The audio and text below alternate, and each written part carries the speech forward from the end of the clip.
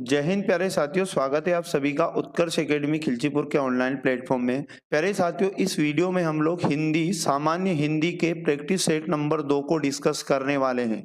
प्यारे साथियों, यदि आप सीआरपीएफ ट्रेड्समैन एग्जाम 2023 की तैयारी कर रहे हैं या CISF, CRPF, BSF, SSC, GD किसी भी एग्जाम की तैयारी कर रहे हैं तो यह प्रैक्टिस सेट आपके लिए अति महत्वपूर्ण साबित होगा। इस क्लास का पीडीएफ आप लोग हमारे टेलीग्राम से डाउनलोड कर सकते हैं।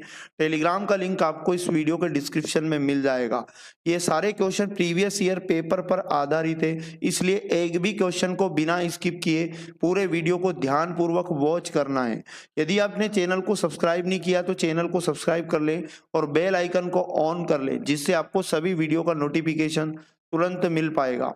आज का पहला प्रश्न है, प्रयागराज में 10वां व्यक्ति कोरोना पीड़ित है। इसमें 10वां शब्द क्या है? तो इसका राइट आंसर आपको याद रखना है क्रमवाचक विशेषण। यानी प्रयागराज में 10वां व्यक्ति कोरोना पीड़ित है, इस शब्द में क्रमवाचक विशेषण है।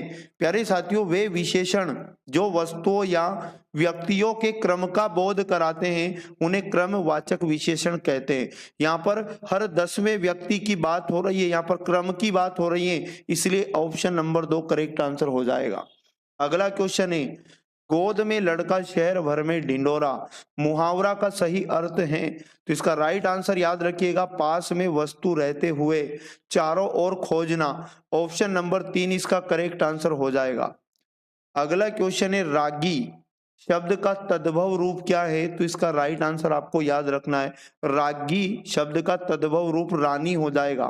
ऑप्शन नंबर 4 इसका करेक्ट आंसर है। अगला क्वेश्चन है, गंगा गए गंगादास जमुना गए जमुना दास। इस लोकोक्ति का अर्थ क्या है? तो इस लोकोक्ति का अर्थ याद रखिएगा, जो व्यक्ति सामने आए उसकी प्रशंसा करना। ऑप्शन नंबर 3 इसका करेक्ट आंसर याद रखिएगा। क्वेश्चन नंबर 5 है, जिस पंक्ति या जिन पंक्तियों में एक ही शब्द के अनेक अर्थ निकलते हैं तो वहां कौन सा अलंकार होता है?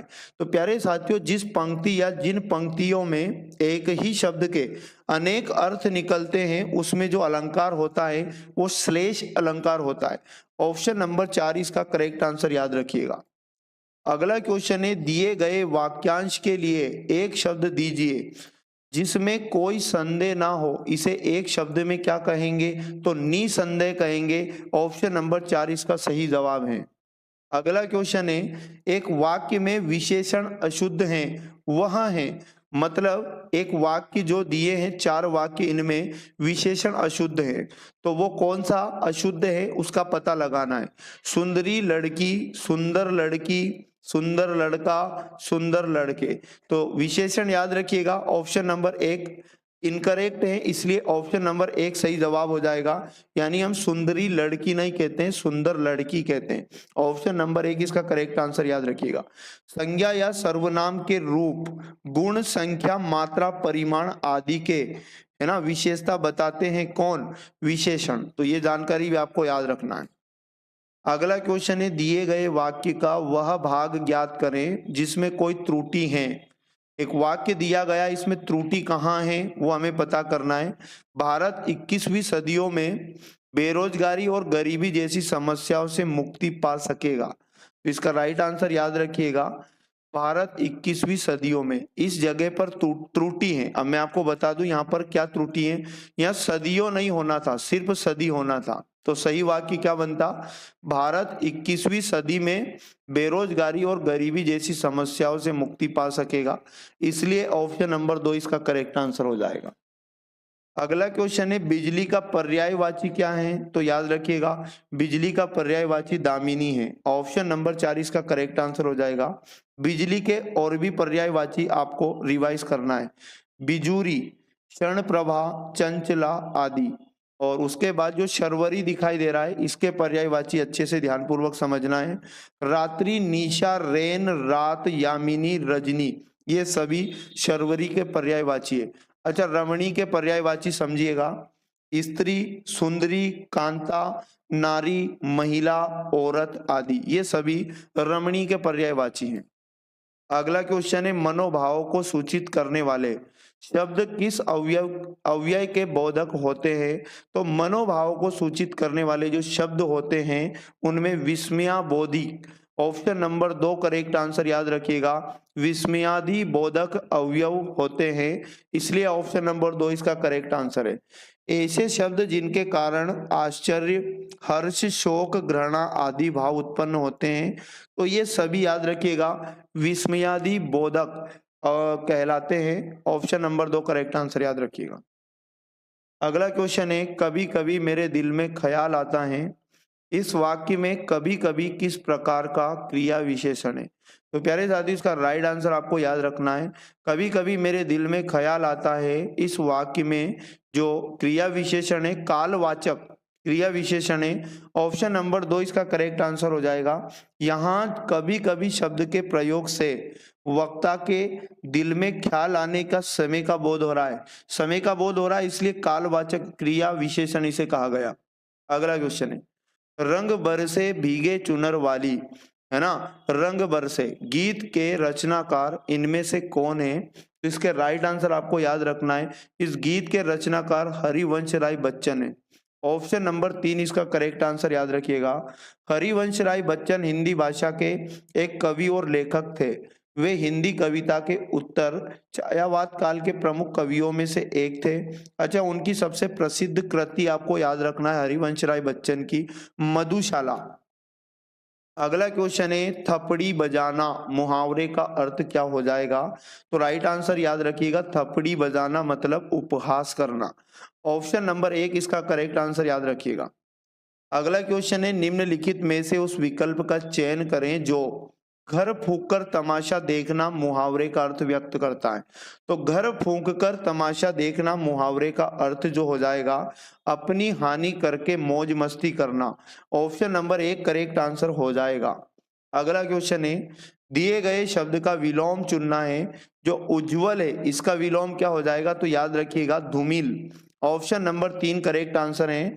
और उसके बाद में याद रखना प्रकाशित, प्रकाशित का विलोम याद रखिएगा अप्रकाशित होता है। और स्वच्छ का विलोम होता है गंदा, और पारदर्शी का विलोम होता है अपारदर्शी। अगला क्वेश्चन है, निम्नांकित में से तद्भव शब्द चुनिए। तद्भव शब्द यहाँ पर हमें बताना है, तो यहाँ पर जो आसमान है ये तद्भव शब्द हो जाएगा। ऑप्शन नंबर 4 इसका करेक्ट आंसर है। तद्भव शब्द ऐसे शब्द जो संस्कृत से हिंदी में आने पर उनका रूप बदल गया, उन्हें हम तद्भव कहते हैं। ऑप्शन नंबर 4 इसका करेक्ट आंसर है। अगला क्वेश्चन है, निम्न में से कौन सा शब्द क उपसर्ग से बना है? कपूत, कलाई, कलाधर, कमबख्त। तो याद रखिएगा क उपसर्ग से बना शब्द कपूत है। ऑप्शन नंबर 1 करेक्ट आंसर हो जाएगा। अब आपको मैं बता दूं कलाई में कौन सा उपसर्ग होगा, तो आपको मैं बता दूं कला उपसर्ग होगा। कला प्लस आई इसको हम लोग लिखेंगे तोड़कर, इसलिए कला उपसर्ग है। उपसर्ग शब्द में आगे जुड़े होते हैं, कलाधर में भी कला उपसर्ग ही होगा।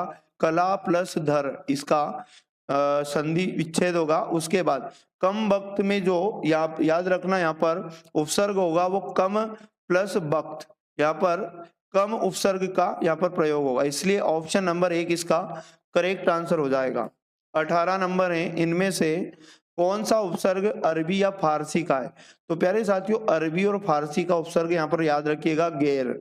ऑप्शन नंबर 4 करेक्ट आंसर हो जाएगा। और उसके बाद जो कु दिखाई दे रहा है कु, ये हिंदी भाषा का उपसर्ग है। और आपको यहाँ पर उप जो दिखाई दे रहा है ये संस्कृत भाषा का उपसर्ग है। और उसके बाद में जो भर दिखाई दे रहा है ये भी हिंदी भाषा का ही उपसर्ग है। आगे यदि बात की जाए अंडे सेना से क्या आशय है? तो प्यारे साथियों अंडे सेना से आशय जो है घर में ही बैठे रहना। ऑप्शन नंबर 4 इसका करेक्ट आंसर याद रखिएगा। अगला क्वेश्चन है, जिन पंक्तियों में नायक नायिका के संयोग का वियोग का वर्णन होता है वहां रस की दृष्टि से कौन सा रस होता है? तो याद रखिएगा जिन पंक्तियों में नायक नायिका के संयोग या वियोग का वर्णन होता है वहां पर श्रृंगार रस होता है। श्रृंगार रस ऑप्शन नंबर 4 इसका करेक्ट आंसर हो जाएगा। और श्रृंगार रस का स्थायी भाव एग्जाम में पूछ ले तो रति बताना है। और अद्भुत रस का भी स्थायी भाव आपको याद रखना है, आश्चर्य हो जाएगा। और करुण रस का स्थायी भाव करुणा याद रखिए। हास्य रस का स्थायी भाव हास्य याद रखना है। तो ये थे वेरी मोस्ट और इम्पोर्टेंट 20 क्वेश्चन जो आपकी एग्जाम के लिए यूजफुल साबित होंगे। यदि वीडियो अच्छा लगा तो वीडियो को लाइक करें, शेयर करें और पढ़ते रहिए। सभी प्रतिदिन इस क्लास को जरूर देखा करें। मिलेंगे नेक्स्ट वाले पार्ट में, तब तक पढ़ते रहिएगा। जय हिंद, जय भारत, भारत माता की जय।